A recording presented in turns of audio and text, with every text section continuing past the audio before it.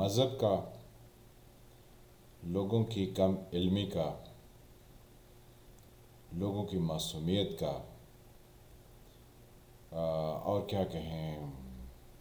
لوگوں کو یعنی جس طریقے سے بھی ایکسپلائٹ کیا جا سکتا ہے، اس تمام کا فائدہ مسلم لیگ نواز اٹھا رہی ہے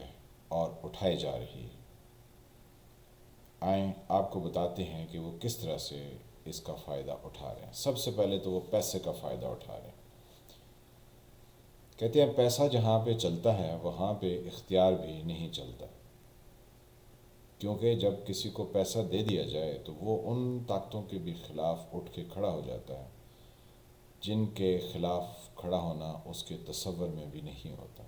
کیونکہ پیسے میں بڑی جان ہوتی ہے۔ تو مسلم لیگ نواز میں یعنی نواز شریف صاحب نے پیسہ جو ہے وہ میڈیا میں تو خوب لگایا ہوا ہے، کیونکہ بہت ساری سٹوریاں اور بہت سے یوٹیوب پر یعنی ویلاگز ایسے ہیں کہ جس میں ان کے گن گائے جا رہے ہیں۔ تو یہ سب پیسہ بولتا ہے، کیونکہ آپ لوگوں کو پیسے دیں اور کہیں آپ جو ہے نا وہ دن میں 2 ویلاگ میرے حق میں اور ہر جگہ سے چلائیں، اور اپنے بھی ہر ساتھی کو کہیں، اور جو آپ کہیں گے آپ کو جو ہے نا وہ دیا جائے گا، اور آنے والے وقت میں آپ کو کئی منصب اور کئی جگہوں پر آپ کو نوازا جائے گا۔ تو جناب کون ہے ایسا جو کہ پیسہ دیکھ کے تو اس کے منہ میں ہائے پانی نہ بھرے؟ تو پیسہ تو خیر آپ کو نظر آ رہا ہے، اب جناب تعلقات کا فائدہ اٹھایا جا رہا ہے۔ یہ وہی سپریم کورٹ اس کے گلگت بلتستان کورٹ کے جناب رانا صاحب ہیں، جن کے برخوردار اسسٹنٹ اٹارنی رہے پنجاب میں، جو ان کے بیٹے نے خود اس کی یعنی ایکسیپٹ کیا یا اس نے کنفیس کیا کہ وہ رہیں۔ تو اس سے ہٹ کے بھی اگر دیکھا جائے تو ان صاحب نے آج چیف جسٹس جو تھے ثاقب نثار، جو باب رحمتے کے نام سے مشہور ہوئے، ان کے بارے میں جو انہوں نے گفتگو کی ہے وہ کتنی انہوں نے اچھی کی اور کتنے سالوں بعد کی، اور ٹائم ذرا دیکھیے۔ یعنی وہ جن جج صاحب کا ذکر کر رہے ہیں کہ جب ثاقب نثار ان کے پاس چھٹیاں گزارنے کے لیے 2018 کے الیکشن سے پہلے گلگت بلتستان میں تشریف لائے تو چائے کی سڑکی لیتے ہوئے وہ بہت پریشان تھے۔ تو جناب اگر وہ پریشان تھے اور ان کے ذمے کی ڈیوٹی تھی تو وہ کیسے گلگت بلتستان پہنچ گئے؟ اور پھر چائے پیتے ہوئے اگر کوئی اپنی پریشانی میں ہے تو وہ پریشانی کے ختم ہونے کے بعد تو چائے کو پھر نہیں پیتا، پھر تو اس کی طبیعت میں کچھ اور آتا ہے، کیونکہ چائے تبھی پی جاتی ہے جب انسان ٹینشن میں ہوتا ہے۔ تو جنہوں نے ایفیڈیوٹ دیا انہوں نے کہا جی کہ انہوں نے ہائی کورٹ کے جج کے لیے کہا، اور پہلے اپنے سٹاف کو کہہ رہے تھے کہ جی آپ فلاں جج صاحب کے ساتھ میری بات کرائیے، حالانکہ وہ جج صاحب اس بینچ میں نہیں تھے جس پر مریم نواز صاحبہ کی اور نواز شریف صاحب کی بیل اپلیکیشن لگ سکتی تھی یا ان کے کیس کی عدالت تھی۔ وہ تو بقول ہماری جوڈیشری کے ریکارڈ کے وہ تو اس وقت پاکستان سے باہر تھے۔ تو یہ کیسے انہوں نے جو ہے وہ یہ ٹیلی فون کر دیا، یا یہ کہیں مس کیلکولیشن ہوگی یا مس انفارمیشن ہوگی؟ یہ تو اب اسلام آباد کی ہائی کورٹ جو ہے وہ اس پنڈورا باکس کو بغور دیکھے گی، کیونکہ جو ہائی کورٹ اسلام آباد ہے اس کے چیف جسٹس اطہر من اللہ صاحب نے یہ فرمایا ہے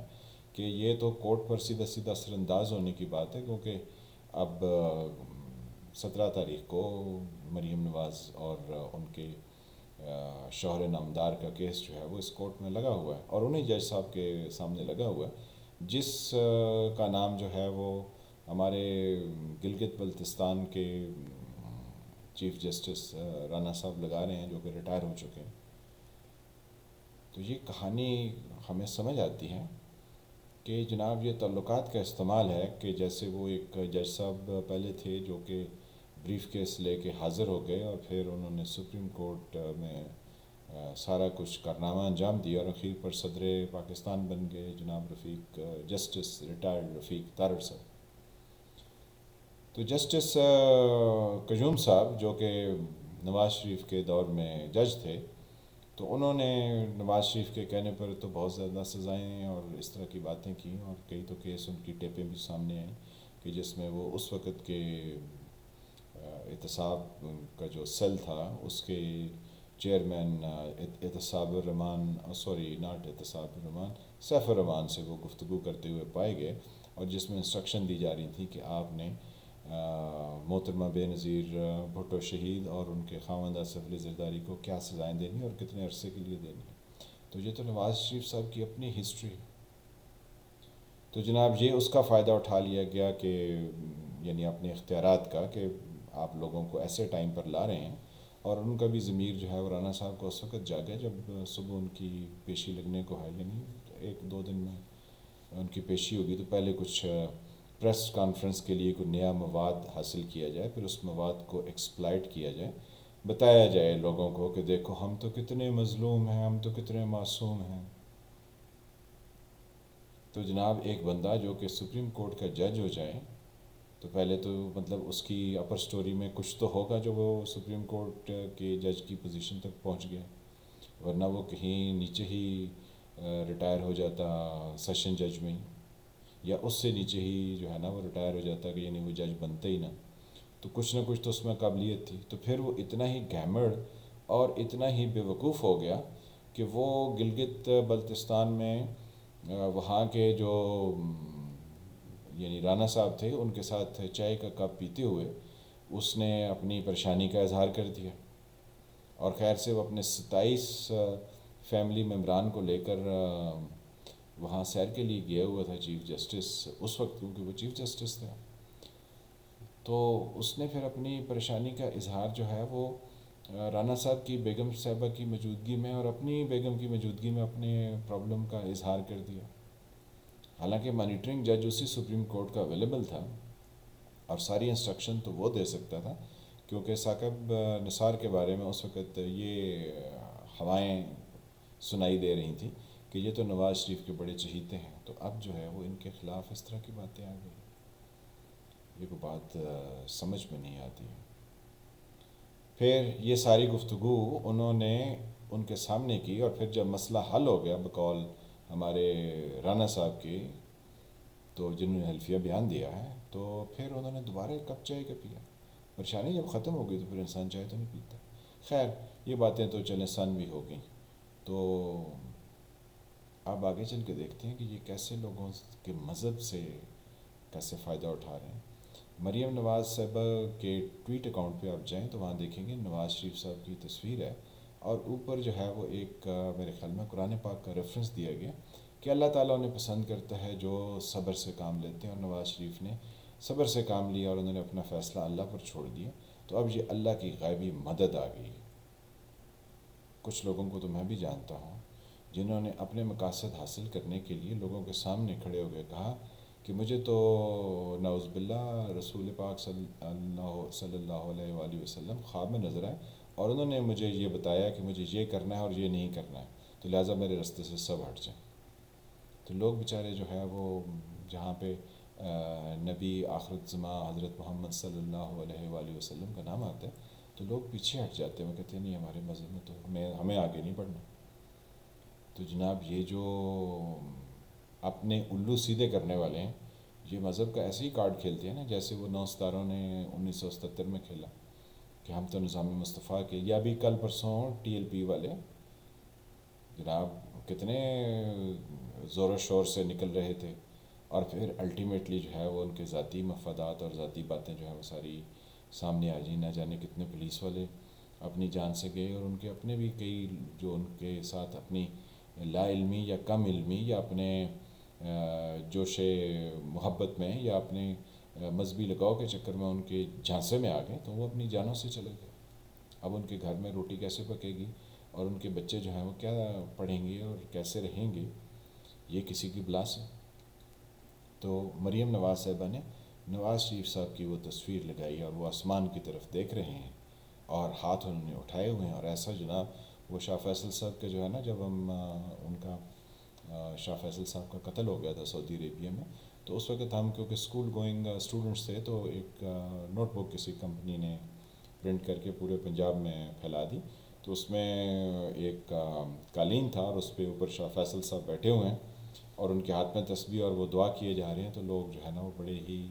ان کو احترام اور محبت کی نگاہ سے دیکھتے تھے.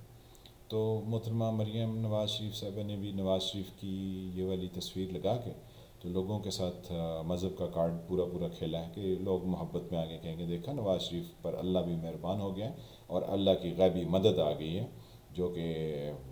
پرانے چیف جسٹس گلگت بلتستان کے چیف جسٹس تھے جناب رانا شمیم صاحب. تو انہوں نے جناب دیکھے نا آگے کیسے موقع پر عین جناب عدالت لگنے سے پہلے انہوں نے بیان حلفی دے دیا، اور وہ بھی لندن سے دے دیا. کہیں نہ کہیں کہانی میں جھول ہوتا ہے نا، کیونکہ جو لوگ پڑھے لکھے لوگوں کے سرکل کو نہیں سمجھتے ہیں تو وہ اس طرح کی باتیں کرتے ہیں. جناب انہوں نے کہا کہ جناب ان کو الیکشن سے پہلے باہر نہیں آنا چاہیے. پڑھے لکھے لوگوں میں یہ بہت زیادہ چیز ہوتی ہے کہ ان کی کٹ لگانے والے ان کے کولیگز ہی ہوتے ہیں. تو پڑھے لکھے لوگ ان کے سامنے کوئی اس طرح کی گفتگو نہیں کرتے ہیں کہ جس سے ان کی کٹ، اب کٹ کا لفظ جو ہے یعنی ان کے اوپر پھپتیاں کسی جائیں، ان کے اوپر طرح طرح کی باتیں کسی جائیں. لوگ کہتے ہیں یہ کیا چولے مار رہے ہو، کہ یہ کیا جولیاں مار رہے ہو، تم کس طرح کی گفتگو کر رہے ہو. تو ایسا نہیں ہوتا کہ ایک چیف جسٹس ہو جائے اور وہ بھی سپریم کورٹ کا چیف جسٹس ہو جائے اور پھر وہ اپنے کسی سبارڈینیٹ کے ساتھ نجی گفتگو میں اس کی فیملی کے ساتھ بیٹھا ہو اور اپنی فیملی بھی اس کی ادھر ہی ہو. تو وہ اس طرح کی باتیں کر رہا ہوں. یہ تھڑے محلوں کی باتیں ہیں جہاں پر وہ کہتے ہیں یار تو اس کو 2 گھنے سینک دینا اس کے، اور تو جو ہے وہ ایسا کر کے تو اس کو بتا دے کہ میں یہ کر دوں گا. اور فون اپنا بند ہوتا ہے تو ایسے ہی کان کے ساتھ لگا کہتے ہیں ہاں ہاں پولیس والے میں نے تجھے کہا تھا نا تو یہ کر لے. یعنی عجیب قسم کی سٹوریاں سناتے ہیں. تو یہ تھڑے محلوں میں تو ہو سکتی ہیں. یہ کہیں سوفسٹیکیٹڈ یا جو پڑھے لکھے لوگ ہیں اور وہ بھی جو ایسی پوزیشن پر پہنچ چکے ہوں، انہوں نے کوئی بات کرنی بھی ہو تو کسی اور طریقے سے کرتے، اس طریقے سے نہیں کرتے. کیونکہ نواز شریف صاحب کا خود بھی اپنا بھی بیک گراؤنڈ ایسے ہی ہے، ان کی صاحبزادی کا بھی کچھ بیک گراؤنڈ اسی طرح کا ہے. تو ہمیں تو یہ کوئی کہانی ان کی ایسی لگتی نہیں ہے. ہم کو عمران خان کے حمایتی نہیں ہیں، لیکن ہمیں لگتا نہیں ہے کہ یہ جو ہے نا وہ ساری کہانی اس طرح کی جو بنائی گئی ہے وہ ایسے ہی ہے. یہ یقینی طور پر ایفیڈیوٹ اور جو بیان انہوں نے دیا ہے ریٹائرڈ جسٹس جناب رانا شمیم صاحب نے، یہ غلط ہی ثابت ہوگا. کیونکہ اسلام آباد ہائی کورٹ سے ہمیں یہ ضرور ہے کہ اس کو ایکسپلور کیا جائے اور آخری حد تک ایکسپلور کیا جائے کہ جس جج کا نام لیا جا رہا ہے وہ تو اس وقت بقول ہماری جو معلومات ہیں کہ وہ پاکستان میں اس وقت تھے ہی نہیں جس وقت کی یہ بات کی جا رہی ہے. تو یہ کیسے جو ہے وہ ممکن ہو گیا کہ ایسا ایک حلفیہ بیان دے دیا جائے، اور وہ بھی امریکہ سے واپس لندن آتے ہوئے اور پھر وہاں پر رہ کے پھر نہ جانے کن سے کتنی خفیہ ملاقاتیں کی گئیں. اور پھر ہمارے میڈیا میں دیکھیں گے جب سٹوری پرنٹ ہوتی ہے تو مطلب صرف وہ اس سے انہوں نے پوچھا ہے، انہوں نے یہ نہیں دیکھا کہ ہماری تو صحافت اتنی ہوگی، ہمارا تو انویسٹیگیشن میں ہم نے اتنی زندگی گزار دی ہے اور ہم تو جناب یہ کہانی جو ہے نا وہ ہم نے تو پرنٹ کر دی ہے. یہ نہیں دیکھا جاتا کہ اس کو کون سے لمحے اور کس وقت جو ہے اس کو پرنٹ کرنا چاہیے. لگتا ہے کہ وہ جو انہوں نے پرنٹ کیا وہ بھی اس سازش میں یا تو استعمال ہو گئے یا اس کا وہ حصہ ہے. تو زیادہ تر امکان یہی لگتا ہے کہ ان کو استعمال کر لیا گیا، جیسے ٹیشو پیپر استعمال ہوتا ہے ویسے وہ بھی استعمال ہو گئے. جیسے انہی کے چہیتے اب سارا عالم جو ہے وہ بیچارے استعمال ہوتے رہے، تو الٹیمیٹلی ان کے ساتھ جو ہے وہ کیا ہو. تو یہ سب چیزیں جو ہیں وہ ہمیں تو نہیں لگتی ہیں کہ یہ جو ثاقب نثار کے بارے میں، حالانکہ ثاقب نثار صاحب کی اپنی بہت ساری غلطیاں ہیں، ان کے پارٹ پر ایسی غلطیاں ہیں، بلکہ ان کو غلطیاں نہیں، غلطی کہتے ہوئے ذرا لگتا ہے کہ یہ چھوٹا لفظ ہے، غلطان کی ہیں انہوں نے. لیکن یہ سٹوری جو ہے وہ ان کے ساتھ جڑتی ہوئی دکھائی نہیں دیتی ہے. And nobody can buy this story. اس ملک میں ہر وقت کچھ نہ کچھ ہوتا ہے اور ہوتا ہی رہتا ہے. میں ہوں فیل ملک، آپ دیکھ رہے تھے سرکار. ملتے ہیں کسی نئے ابھرتے ہوئے ایونٹ کے ساتھ. اللہ سب کو اپنی حفظ و امان میں رکھے. تب تک کے لیے خدا حافظ.